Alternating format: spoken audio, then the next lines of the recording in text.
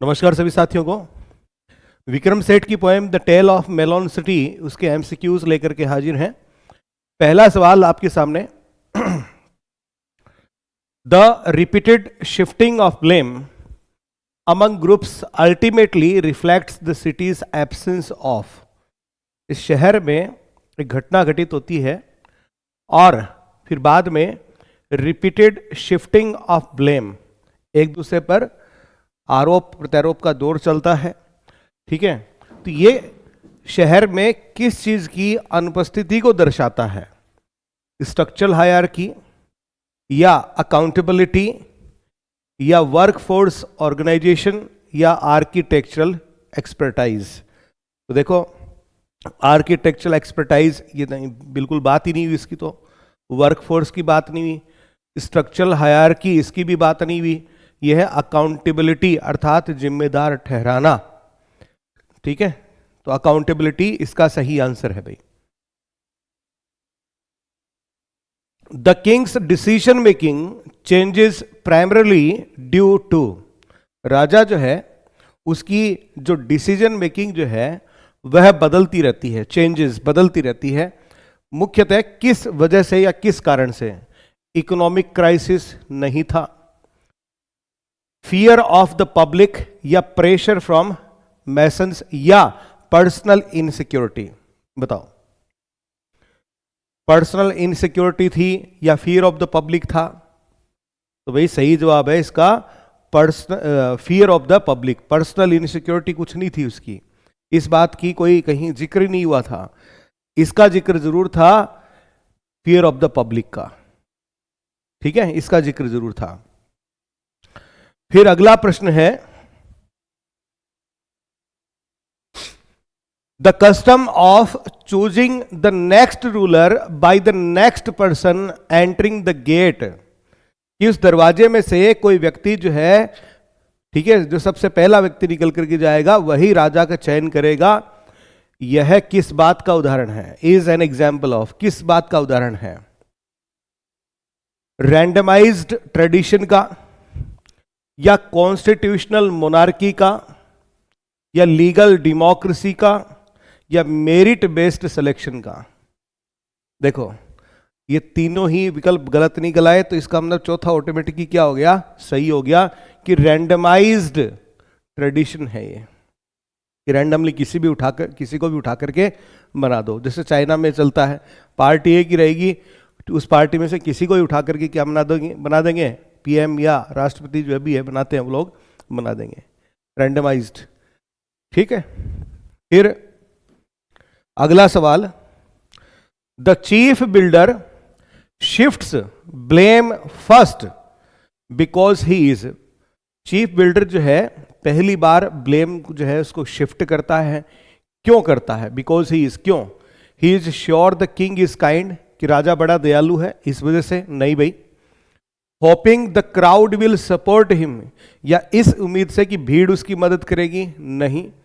Attempting to avoid immediate execution, ये सही जवाब है कि तुरंत से फांसी पर लटकने से बचने के लिए। Ordered by the architect, architect ने उसको ऐसा करने का आदेश दिया था? नहीं। ऑप्शन सी इसका सही जवाब है आपके लिए। ठीक है, the wise man's judgment relies on. इसमें एक बूढ़ा व्यक्ति दिखाया गया जिसको वाइज मैन बताया गया है।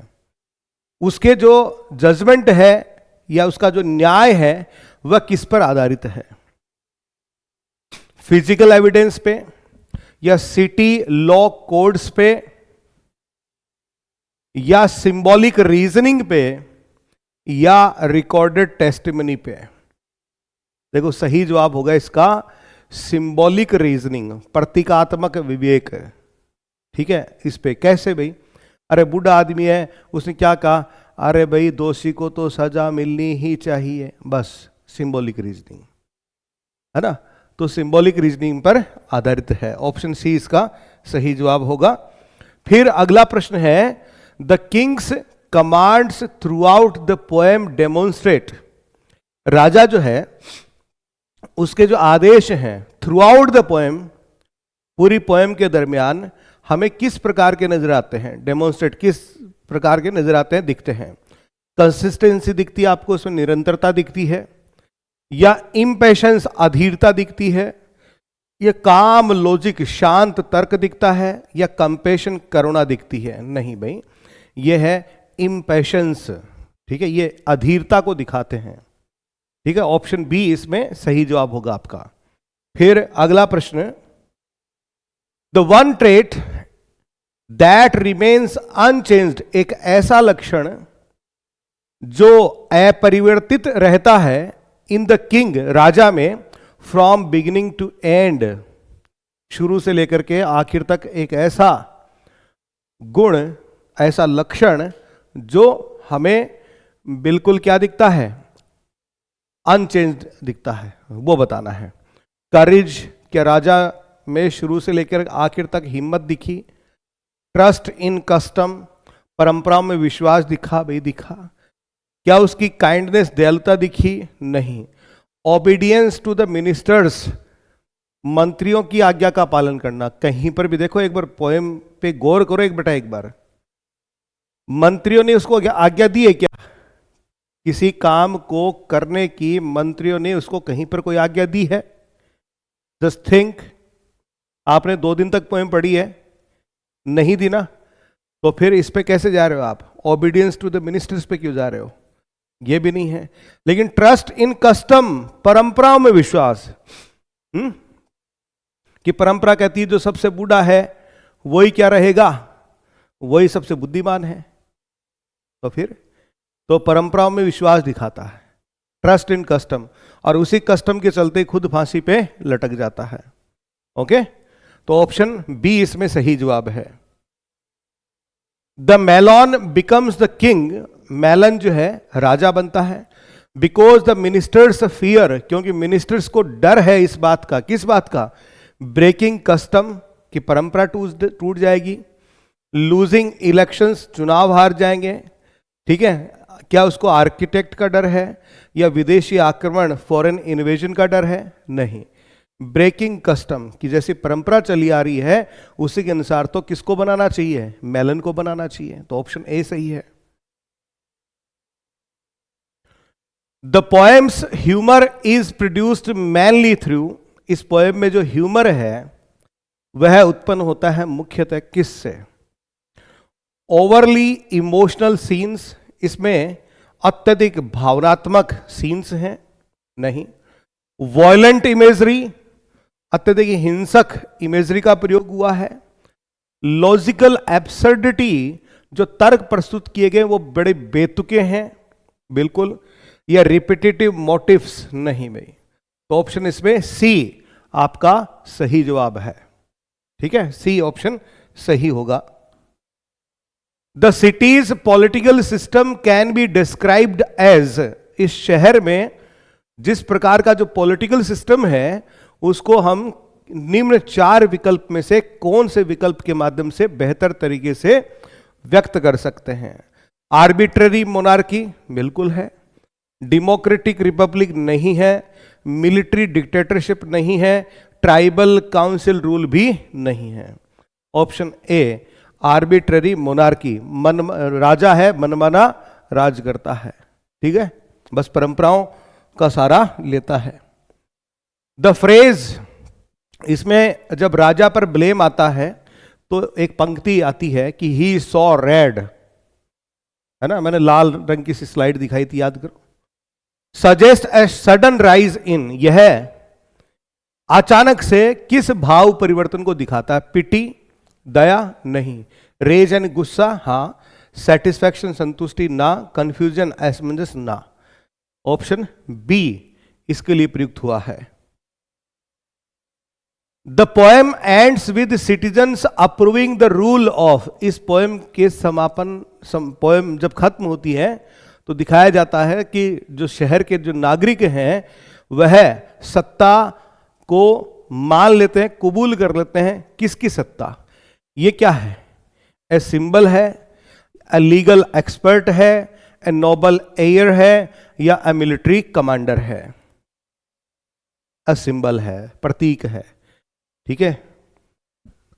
लीगल एक्सपर्ट, नोबल एयर, ठीक है, मिलिट्री फिलिट्री कुछ नहीं है, सीधे सिर्फ ये क्या था, प्रतीक था melon. Okay, the wise man's verdict is accepted, उस वाइज मैन का जो वर्डिक्ट है, निर्णय है, उसको स्वीकार किया गया। Because questioning him would break, क्योंकि उसके खिलाफ कोई सवाल उठाने का मतलब क्या है। Religious doctrine, medical ethics, traditional authority या लेजिस्लेटिव लॉ। तो इसका सही जवाब बेटा नजर आता है option C, traditional authority. The arch's execution, arch का जो एग्जीक्यूशन है, इज प्रिवेंटेड, उसको रोक दिया जाता है, due to its symbolic contact with, क्योंकि वह प्रतीकात्मक रूप से किसी से टच में आ गया था, कॉन्टैक्ट में आ गया था। द सिटी वॉल्स, क्या शहर की दीवारों से टच हो गया था। द किंग्स हेड, राजा के सर से छू गया था। द रॉयल हॉर्स, राजा के घोड़े से, या द बिल्डर्स टूल्स, तो सीधी सी बात है राजा के सर से। ऑप्शन बी सही था। The king consults the wisest man only after, राजा जो है, शहर का जो वाइजेस्ट मैन है, उससे क्या करता है, ठीक है, सलाह मशविरा करता है। ओनली आफ्टर, कब, द आर्किटेक्ट रिक्वेस्ट ट्रायल, या ब्लेम गोज फुल सर्किल, या द काउंसिल डिमांड्स इट, या the crowd protest the execution.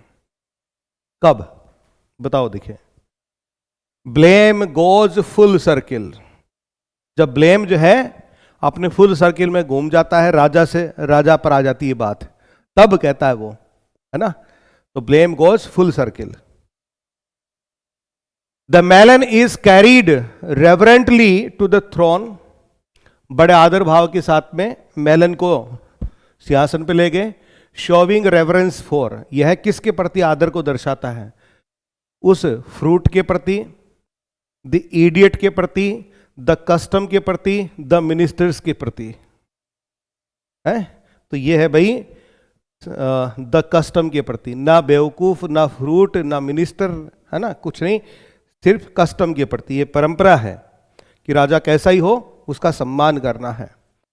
The entire justice process collapsed, पूरी न्याय व्यवस्था ढेर, ड्यू टू, किस वजह से, ए मैसन्स फियर, मैसन्स के डर के कारण।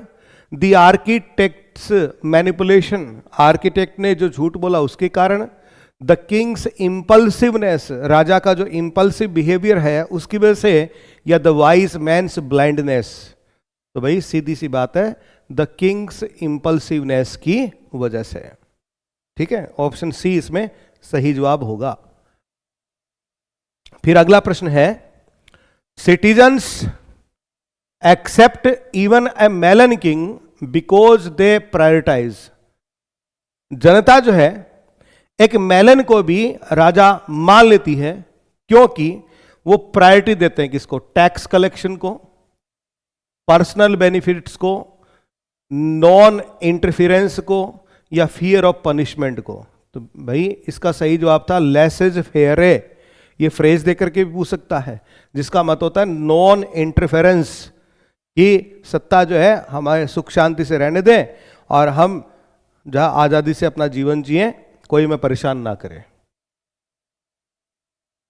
The poems satire is strongest when the king is executed because it reveals, poem का जो सटायर है वह तीव्र तब बन जाता है जब राजा को खुद को फांसी पर लटका दिया जाता है, और इस वजह से बिकॉज इट रिवील्स, क्यों, द क्रुएलिटी ऑफ मोनार्की, इसमें मोनार्की की क्रुएलिटी देखने को मिलती है, नहीं। द कोलैप्स ऑफ लॉ, कानून व्यवस्था ढेर हो गई, ये देखने को मिला, नहीं। The absurdity of unmixed tradition, या द आर्मीज डिसलॉयल्टी, आर्मी की डिसलॉयल्टी की बात ही नहीं है इसमें। ऑप्शन सी सही है आपका इसमें। द किंग डाइड बाई, राजा मरता है कैसे, illness, poison, hanging by royal decree, है ना, तो hanging by royal decree.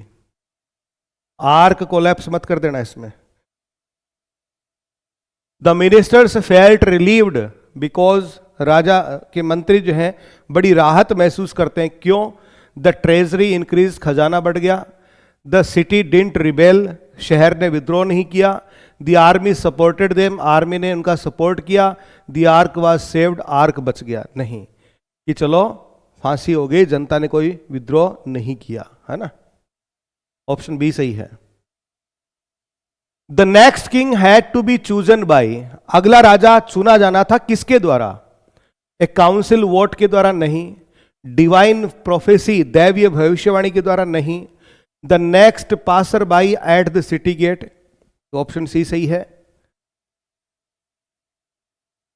The person who pass the gate first was, और उस गेट में से जो पहला व्यक्ति निकला वो कौन था? ए मर्चेंट, व्यापारी था। ए स्कॉलर, कोई विद्वान व्यक्ति था। एन इडियट, कोई बेवकूफ था। या अ सोल्जर, कोई सैनिक था।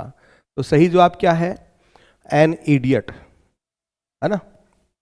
अब थोड़े अच्छे सवाल आ रहे हैं, आरपीसी इस तरह के सवाल पूछेगी आपको। The idiot's answer to every question was, हर सवाल का जवाब जो है इडियट एक ही बात में देता था। A stone, a melon, a tree, a donkey.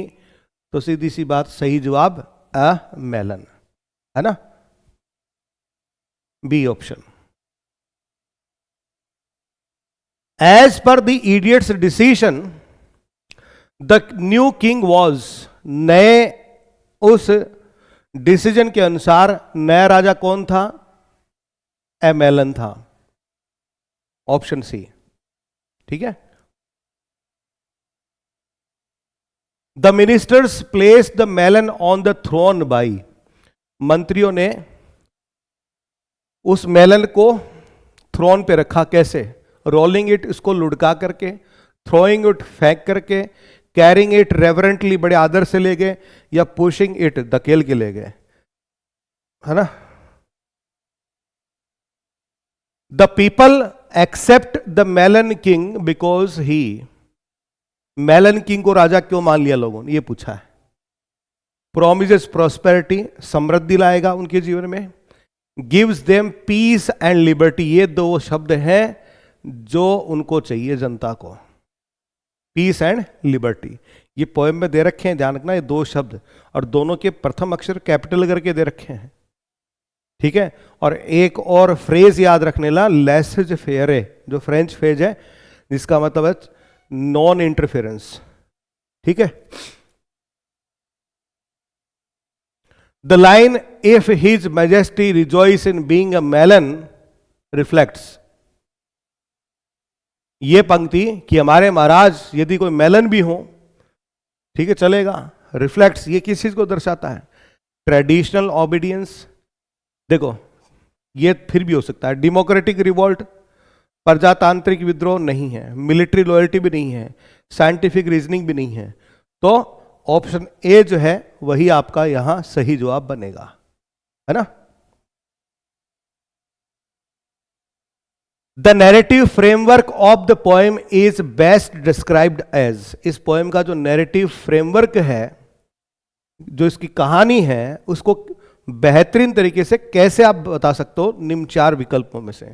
A historical documentary है क्या ये पोएम? यह एक पॉलिटिकल सटायर है? यह ट्रेजिक एपिक है? यह ए वॉर क्रॉनिकल है? तो ये क्या नजर आता है भाई? ए पॉलिटिकल सटायर नजर आता है, राजनीतिक व्यंग्य है, ठीक है। The closing irony echoes the traditional proclamation, justice for all, the ark stands for ever, long live the king, truth shall prevail. The closing irony, जो अंतिम आयरनी हमें देखने को मिलती है, ठीक है, उस ट्रेडिशन प्रोक्लेमेशन में निम्न में से किसके माध्यम से व्यक्त करोगे? कि राजा बेचारा मर गया और फिर भी कह रहे राजा जिंदाबाद। Long live the king, option C. The king accepts the councillor's objection by saying, राजा जो है जिस बूढ़े व्यक्ति को बुलाया गया था उसने सलाह दी, उसकी बात को क्या कह करके सच मान लेता है, स्वीकार कर लेता है? देखो, इंडीड कहा उसने मुंह से, नहीं कहा। वेरी वेल कहा, नहीं कहा। अब बात फंस जाती है ट्रूली और ट्रू में। क्या कहा था याद करो, ट्रूली कहा था या ट्रू कहा था? है? अरे भाई ट्रू, ट्रू, ट्रूली नहीं है, ट्रू है। ठीक है, उसने क्या कह करके माना उसको कि ट्रू, ट्रू सच कह रहे हो। ठीक है, अरे अशोक कुमार जाटव बेटा ट्रूली नहीं, इसको ट्रू करो, ट्रू। ठीक है, the crowd is described as, भीड़ उस वक्त कैसी हो गई थी? जुबिलेंट बड़ी प्रसन्न हो गई थी, डेस्पेरिंग निराश नजर आ रही थी, रेस्टलेस बेचैन हो गई थी, या साइलेंट चुप हो गई थी? तो भीड़ जो है बड़ी बेचैन हो गई थी। राजा डर गया था उसकी बेचैनी को देख करके। ठीक है, राजा डर गया था। The king trembles not from fear of death, राजा मौत के डर से नहीं डर रहा था, बट फ्रॉम, तो फिर किस बात से डर रहा था? कोल्ड, ठंड से, ठंड से कांप रहा था, डिवाइन वार्निंग, कोई दैवीय चेतावनी मिल रही थी, या अंडरस्टैंडिंग द क्राउड्स मूड, भीड़ का मूड भांप करके उसको डर लग रहा था, डर से कांप रहा था? तो ऑप्शन सी इसका सही जवाब है। The king declares that finer points such as guilt should be, राजा ने कहा कि जो फाइनर पॉइंट्स है, जैसे कि आपको कोई अपराध जैसी कोई बात होती है, उसके जो कारण होते हैं, शुड बी डिस्कस्ड लेटर, उनको हम बाद में डिस्कस कर लें, या इन्वेस्टिगेटेड केयरफुली, या बड़ी इसमें सावधानी से इन्वेस्टिगेशन करें। नहीं कहा इसने इन्वेस्टेड केयरफुली, देखो तो क्या लग रहा है। रिकॉर्डेड इन आर्काइव्स, नहीं। इग्नोर्ड परमानेंटली, या इनको परमानेंटली इग्नोर कर दो, है? अब देखो उसने परमानेंटली इग्नोर करने की तो कहा, उसने कहा कि भाई सजा मिलनी चाहिए, फांसी होनी चाहिए, इस अपराध किसने किया उसकी तय तक जाए, छोड़ो इस बात को। ठीक है, वास्ते लगाओ इस बात के। तो उसने क्या कहा, उसको बाद में देख लेंगे। इग्नोर्ड परमानेंटली नहीं कहा था इसने, इग्नोर करके करने के लिए तो कहा था, लेकिन परमानेंटली इग्नोर करने के लिए नहीं कहा था।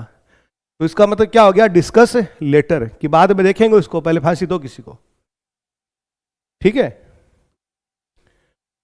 The king proclaims that the nation wants, राजा ने बताया कि राष्ट्र को चाहिए क्या?